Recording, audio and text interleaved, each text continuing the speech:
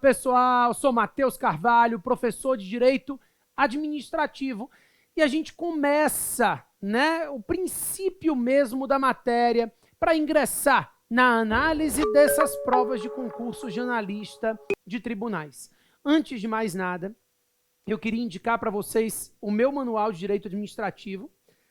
Está na 8ª edição, você encontra ele no site da editora Juspodium, tá? Super atualizado, completo, é um livro muito didático, em que eu coloco sempre um quadro sinótico no final de cada capítulo, questões anotadas também no final dos capítulos, então questões de concurso, a jurisprudência mais recente. A ideia é realmente ter um livro que trabalha a matéria de forma aprofundada, porque cada vez mais se cobra assim nas provas de tribunais, e, ao mesmo tempo, que seja didático para facilitar o seu entendimento em relação a ele, tá?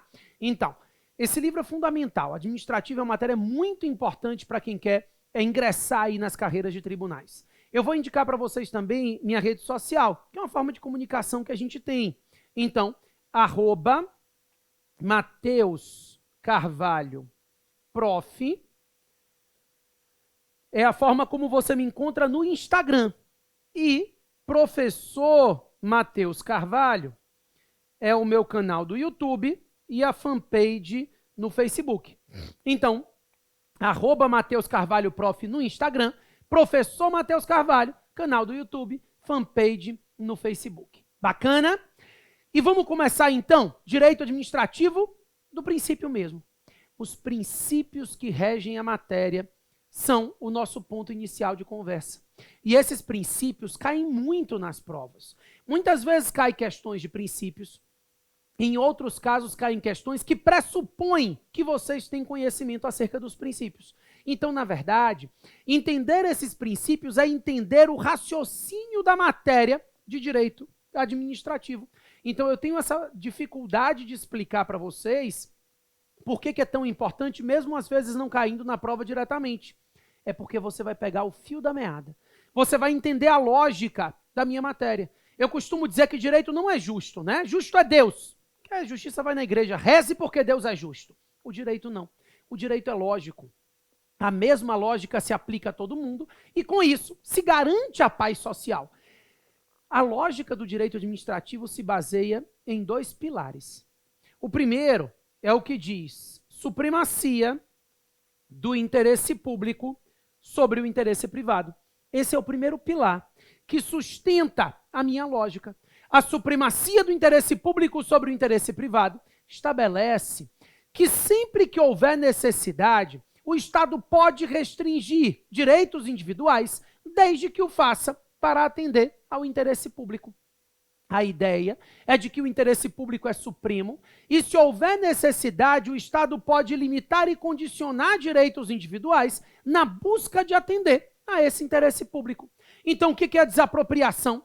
Se não for a supremacia do interesse público tomando o bem de um particular.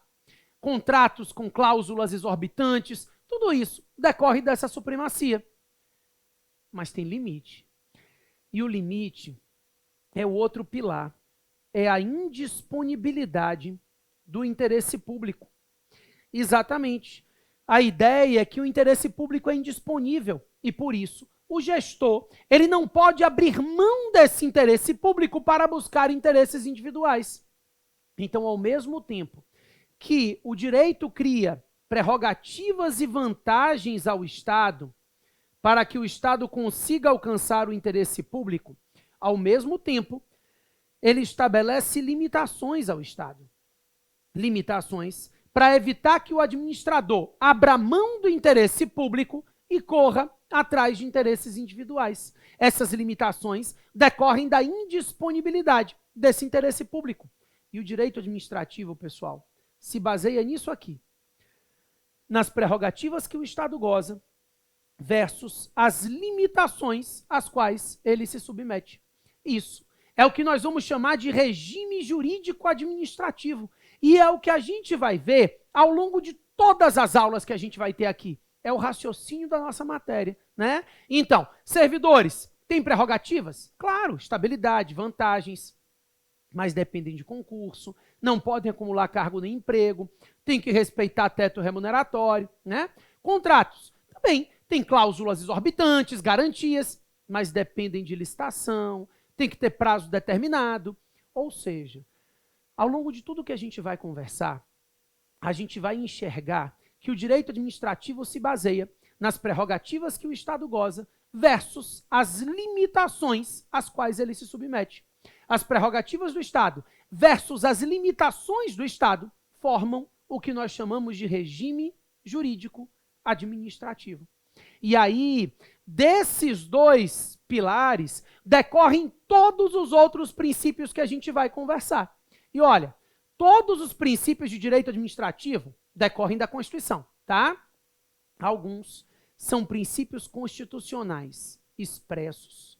Outros são princípios constitucionais implícitos, mas todos eles decorrem do texto constitucional. E para a gente começar, eu vou para o caput do artigo 37 e os 5 princípios expressos que todo mundo conhece. Então, a atuação administrativa deve respeitar legalidade, impessoalidade, moralidade, publicidade e eficiência, né? O LIMP são 5 princípios expressos no caput do artigo 37 que todo mundo consegue se lembrar. Começa aí um por um, não anote tudo de uma vez, não. Legalidade. A primeira coisa que eu te peço, quando a gente fala de legalidade, é que você esqueça tudo de legalidade que você aprendeu até hoje. Por quê? Você aprendeu a legalidade com base no direito privado, com base no artigo 5º da Constituição. O artigo 5º diz que ninguém é obrigado a fazer ou deixar de fazer nada, senão em virtude de lei, né? A gente chama isso de princípio da não contradição à lei. É um princípio aplicável aos particulares. O particular, ele atua dentro de uma autonomia da vontade, de uma autonomia privada. E dentro dessa autonomia da vontade, existe uma regra de que esse particular, ele pode atuar livremente, desde que ele não atue contrariamente à lei. Então, a ideia é de que tudo que não está juridicamente proibido presume-se permitido. O particular pode fazer tudo, desde que ele não contrarie a lei. Desde que esse particular não atue contra a lei, ele pode atuar livremente. Isso é legalidade, né? O particular é livre para atuar. Ele só não pode atuar se essa atuação for contrária ao texto da lei. Essa legalidade não se aplica ao direito administrativo. Aqui, a gente fala em princípio da subordinação à lei. Por que subordinação à lei?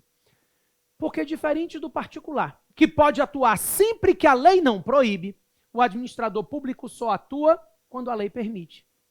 Então, a atuação administrativa depende de permissivo legal. O particular não. Ele atua sempre que a lei não proíbe. O administrador público só atua quando a lei permite. Só existe atuação administrativa se houver lei permitindo essa atuação. Então, a legalidade no direito público, regulamentada no caput do artigo 37, é o princípio de subordinação à lei. O administrador público só pode atuar se houver permissivo legal. O administrador público só atua quando a lei permite essa atuação, ok? Além da legalidade, impessoalidade. Impessoalidade significa não discriminação. Então, sem medo de errar, em qualquer prova que lhe perguntem sobre impessoalidade, você tem na cabeça que a impessoalidade significa não discriminação. Por quê? Porque quando o administrador público atua, ele não pode discriminar a pessoa que vai ser atingida pelo ato. E quando eu falo que ele não pode discriminar, leia-se, nem para beneficiar e nem para prejudicar, tá? Então a ideia de não discriminação não é somente prejudicial, não. Ele não pode atuar de forma a beneficiar ou prejudicar pessoas específicas intencionalmente. Nomeie um servidor. Quem? Eu não sei. É o primeiro colocado no concurso.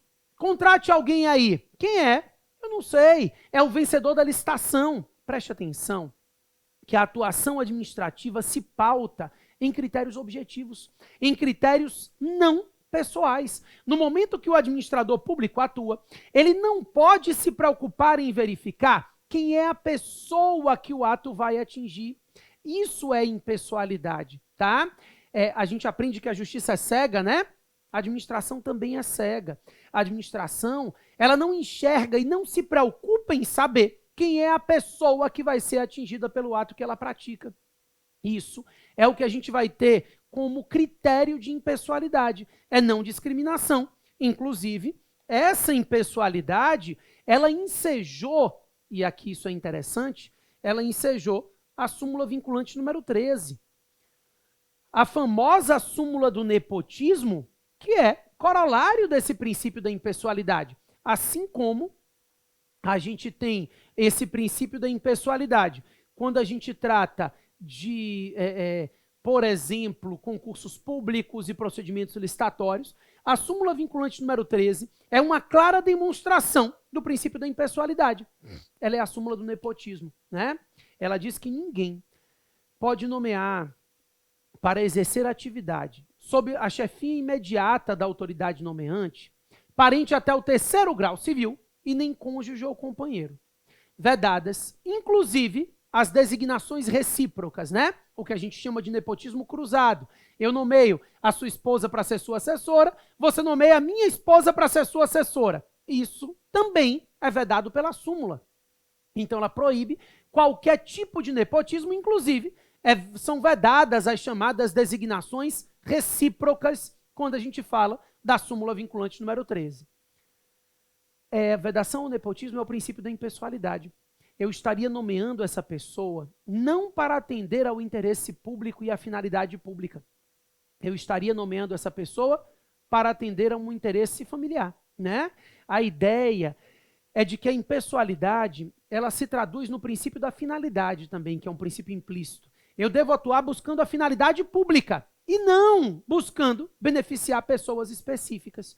Isso é impessoalidade. Então, também para prejudicar, né? Desapropria aquele terreno. Por quê? Porque eu tenho horror ao proprietário. Não pode. É porque há uma necessidade de utilidade pública na utilização daquele bem, não sei nem quem é o proprietário. Os critérios devem ser impessoais. Impessoalidade é isso, tá? Ela se vincula à ideia de isonomia e proíbe discriminações, negativas ou positivas. O Estado deve atuar para atender ao interesse público, não sendo relevante a pessoa que vai ser atingida pelo ato. Beleza? A doutrina vem trazendo um segundo enfoque do princípio da impessoalidade. Então, impessoalidade é não discriminação, ninguém discute, mas também a impessoalidade deve ser enxergada sob a ótica do agente público. Exatamente.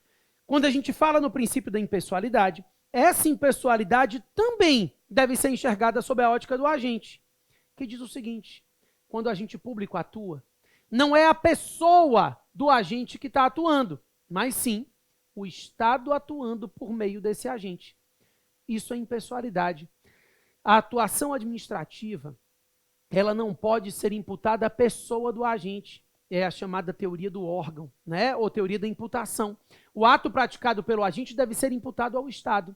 Isso é o segundo enfoque da impessoalidade. A impessoalidade sob a ótica do agente. Eu não posso imputar à pessoa do agente os atos praticados por ele. Quando o agente pratica o ato, na verdade, quem está agindo ali é o Estado, por meio desse agente, tá? Nesse contexto, pessoal, a gente tem o 37, parágrafo 1º da Constituição, que eu quero que você tome bastante cuidado. É um que cai muito nas provas de vocês. O 37, parágrafo 1º, diz que é vedado que nas obras públicas, nas propagandas de obras e atividades, se faça a promoção pessoal do agente. Então, na propaganda de governo, não pode constar nome, símbolo, imagem, nada que possa gerar promoção pessoal do agente. Eu não posso executar uma obra e dizer, essa obra é um presente do prefeito fulano de tal para a comunidade, porque não é, né? A obra é uma execução do município, do poder público municipal, com dinheiro público, e não um presente do gestor, ok? Então, não se pode fazer constar nome, símbolo, imagem, nada que gere promoção pessoal do agente, porque o ato do agente não pode ser imputado à pessoa dele. Ok? Já volto. Sai daí não. E aí, vamos lá? Então, além da legalidade e da impessoalidade, moralidade. Moralidade significa honestidade, tá? Boa-fé de conduta, não corrupção no trato com a coisa pública. Isso é o que nós vamos chamar de moralidade jurídica. A moralidade, ela se reflete nessa ideia de honestidade, de lealdade ao tratar com a coisa pública. Sempre tenha na cabeça a moralidade como honestidade, como boa-fé de conduta, como não corrupção, tá? O raciocínio é de que a moralidade abrange um conceito de honestidade. Não é a moral social. Não pode de short curto para repartição. Não. A moralidade que está sendo tratada aqui é a moralidade jurídica, é a ideia de probidade. Probidade e moralidade jurídica ficam similares nesse raciocínio, tá? Então, por exemplo, teve uma prova de concurso que dizia, a 8.112, ela prevê, não é para anotar não, só para você entender, ela prevê que se o servidor pratica uma conduta escandalosa na repartição, aplica-se a pena de demissão. Aí a questão dizia, determinado servidor foi encontrado na repartição fazendo sexo. Sexo é escandaloso? Digo, na repartição, né? Cada um faz sexo como quiser. Não me interessa, quer falar sobre isso? Não. Enfim, na repartição é uma conduta escandalosa, uma incontinência de conduta. Ele foi demitido e a demissão é decorrência do princípio da moralidade? Não. A moralidade aqui é a moralidade jurídica. É a honestidade, é a boa-fé de conduta, tá? É a não corrupção no trato com a coisa pública. Além da moralidade, também a lei regulamenta o princípio da publicidade. Eu digo a lei porque a gente hoje tem a lei de acesso às informações, né? A publicidade é princípio constitucional expresso no caput do artigo 37. É a transparência da atuação administrativa. A administração pública deve ser transparente ao exercer as suas atividades. Nenhum princípio é absoluto. Tenha isso na cabeça. As normas, princípios, elas se sujeitam a um grau de abstração maior e, por isso, sempre que uma conflitar com outra, vai ter uma ponderação de interesses. Os princípios não são absolutos, tá? O princípio da publicidade também não é. Então, a lei e a Constituição regulamentam que se admite a prática de atos sigilosos pela administração pública, desde que seja necessário a relevante interesse coletivo, a garantia da segurança nacional e para a proteção da intimidade, honra e vida privada.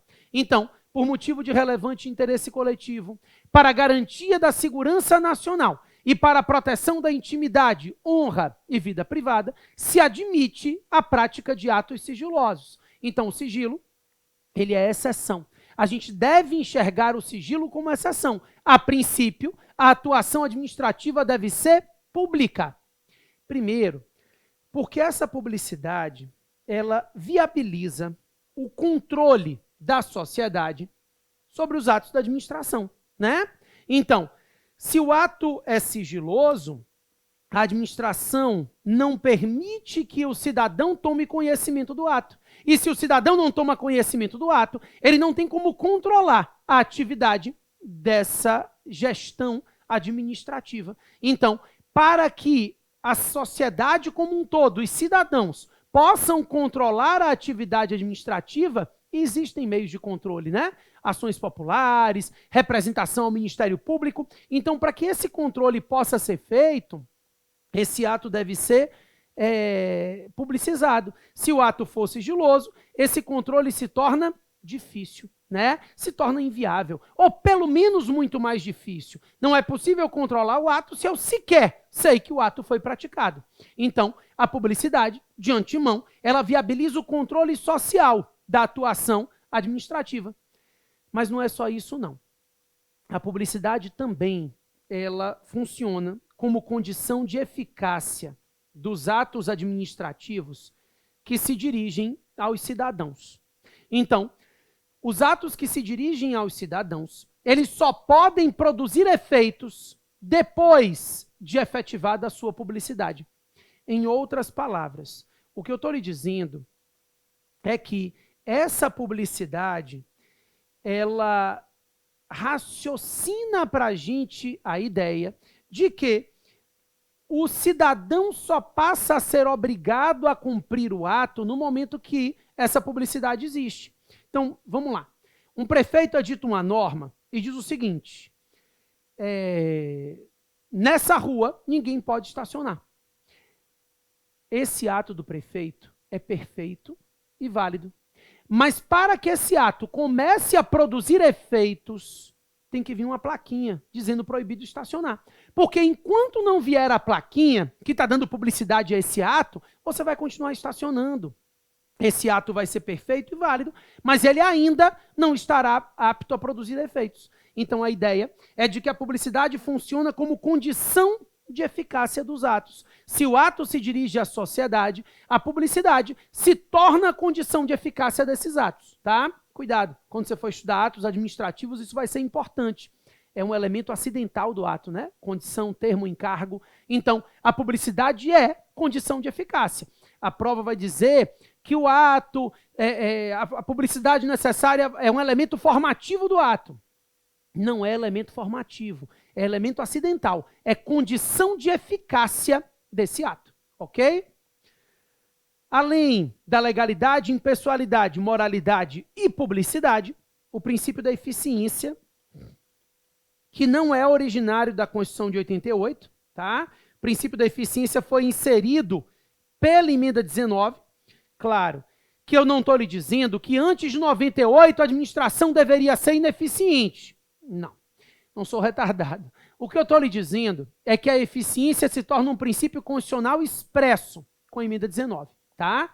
Então, com a emenda 19 de 98, a eficiência se torna um princípio constitucional expresso. A ideia é de que essa atuação administrativa, ela tem que se pautar na busca pela eficiência. Hoje, se defende que a eficiência é uma norma de eficácia plena. Ela não depende de regulamentação infraconstitucional. Alguns doutrinadores diziam isso. Olha, a eficiência é um desabafo do Constituinte. Ela não tem como ser aplicada. Primeiro tem que haver uma regulamentação desse dispositivo constitucional para que se possa aplicar o princípio da eficiência. E eles colocam isso na prova objetiva para você errar, tá? A eficiência é uma norma de eficácia plena. Ela impõe a busca dessa atividade por todo agente público. Quando o agente público atua, não basta ele verificar se o ato é lícito, ele tem que verificar se esse ato vai ser eficiente, ou seja, se com esse ato ele vai conseguir alcançar bons resultados. A eficiência se torna também elemento formativo do ato. Esse ato precisa conseguir alcançar resultados positivos. Então, isso é eficiência, tá? Além da legalidade, impessoalidade, moralidade, publicidade e eficiência, eficiência concretizada na atuação administrativa, o gestor, ele precisa atuar buscando eficiência na sua atuação. Além disso, a Constituição Federal ainda traz como princípio expresso, não mais no caput do artigo 37, mas no artigo 5º, inciso 54, os princípios do contraditório e da ampla defesa. Seguinte, contraditório e ampla defesa, todo mundo sabe o que é, né? Que aprende aí em processo civil, é o direito de saber o que acontece no processo e o direito de se manifestar. Um não vive sem o outro. Não adianta eu saber o que está acontecendo se eu não puder me manifestar e vice-versa, né? Não adianta eu ter o direito de me manifestar se eu não sei o que está acontecendo no processo. Então a ideia é que a atuação administrativa deve respeitar o contraditório e a ampla defesa. O particular, ele tem direito de saber o que acontece no processo e ele tem direito de saber e de se manifestar sobre esses acontecimentos. A Constituição diz que serão respeitados o contraditório e a ampla defesa em processos judiciais e em processos administrativos. Então, os processos administrativos também precisam respeitar o contraditório e a ampla defesa, ok? Quando você aprende em processo civil, nas ações judiciais, a ideia de contraditório e ampla defesa, você aprende que o contraditório abarca o direito à defesa prévia, abarca também o direito à defesa técnica, né, a defesa por advogado, e o direito ao duplo grau de jurisdição. Aqui no processo administrativo, minha pergunta é, a ampla defesa é assim tão ampla, abarcando o direito à defesa prévia, o direito à defesa técnica e ao duplo grau de julgamento? Vamos lá. Defesa prévia, sim, né? O particular, ele tem direito de se manifestar antes de ser proferida a decisão administrativa. A defesa não é meramente formal. Esse particular, ele tem que ter o direito de tentar formar o convencimento do administrador, né? Então, ele tem que se manifestar antes de o administrador decidir. Esse é o raciocínio. Em razão da supremacia do interesse público sobre o interesse privado, isso pode ser excepcionalizado. Então imagine que você estacionou o seu carro na frente de um hospital, a ambulância não consegue sair, vai morrer alguém. Adianta notificar você para depois rebocar o carro? Não. O Estado vai lá e reboca o carro. Depois ele abre vista ao contraditório. Então, nos casos de urgência, em que haja um efetivo risco ao interesse público, se admite o que nós chamamos de contraditório diferido. Então, o contraditório pode ser diferido, pode ser postergado. Em situações emergenciais, em que haja um risco ao interesse público, o Estado, ele pode, primeiro, garantir o interesse público, né, atuando, para depois abrir vista ao contraditório. Ele não abre mão do contraditório, mas ele pode postergar, diferir esse contraditório, tá?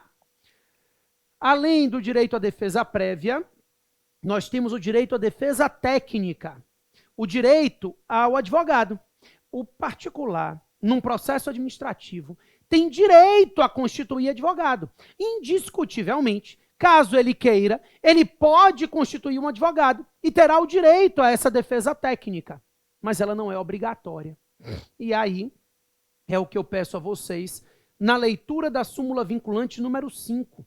A súmula vinculante número 5 diz que a ausência de defesa técnica por advogado não gera nulidade do processo administrativo disciplinar. Leia-se.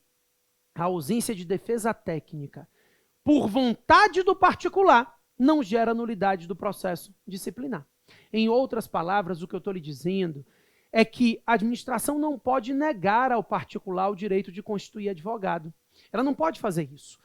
A ausência de defesa técnica é possível desde que ela se dê por vontade do particular.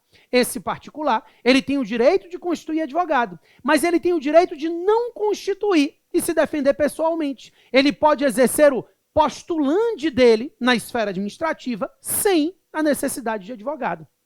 Então, essa ausência de defesa técnica por vontade do particular não gera nulidade do processo administrativo, tá? Então, a súmula vinculante número 5 dispensa a obrigatoriedade de advogado, embora não retire o direito de defesa técnica dos interessados em processos administrativos. Beleza? Por fim, além do direito à defesa prévia e do direito à defesa técnica, duplo grau de julgamento. Jurisdição não, porque não há jurisdição na esfera administrativa, né? No Brasil a jurisdição é única. A questão é, existe o direito ao recurso na esfera administrativa? Existe. Inclusive, isso é chancelado pela súmula vinculante número 21. A súmula vinculante número 21, ela diz que é inconstitucional a exigência de depósito prévio para interposição de recurso administrativo. É inconstitucional exigir depósito prévio para interposição de recurso administrativo. E é inconstitucional porque é inerente à ampla defesa esse direito de recurso.